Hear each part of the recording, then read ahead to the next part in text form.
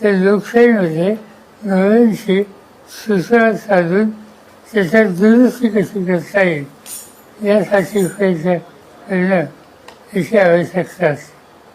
आणि मी माझ्या कृतीने एवढंच सांगेन की माझा प्रयत्न आहे की महाराष्ट्राचे मुख्यमंत्री देशाचे कणखर लोक असतील त्यांच्याशी बोलून कर्जमाफीमध्ये जो निर्णय घेत आहे त्याच्या ज्या कमतरता आहेत त्या कशा दूर करता येतील आणि शेतकऱ्यांना मदत करता कशी येते. त्याच्यात काही कमतरता आहे म्हणून लगेच ऐकून द्या मंजूर नाही ही स्वतःची भूमिका आज घ्यायची नाही. बघूया आता काय. साहेब, वादळी वाऱ्यामुळं शेती पिकांचे मोठ्या प्रमाणात नुकसान होते. आपण बघितलं तर बारामती असेल की इतर केळी आणि बागायती पिकांचे मोठ्या प्रमाणात नुकसान झालेले आहे, परंतु हे नुकसान भरून नाही येणार आहे. नाही असं नाही. माझ्याकडे असाच रिपोर्ट झाला आहे.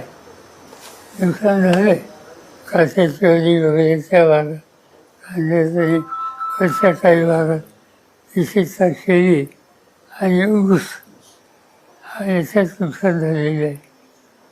पण बघूया आता तज्ज्ञांची एक टीम आली इथं फातुरीची वसंतदादा इन्स्टिट्यूटची त्याचा रिपोर्ट आला आहे ना.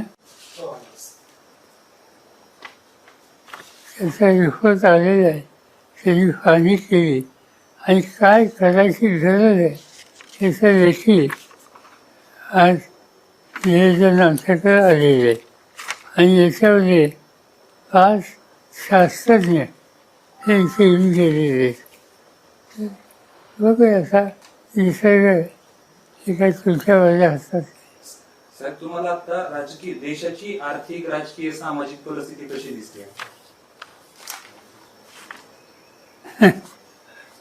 एकदम देशाच्या आर्थिक इतक्या चोखात जाऊ नका. जाऊ आपण योग्य वेळी.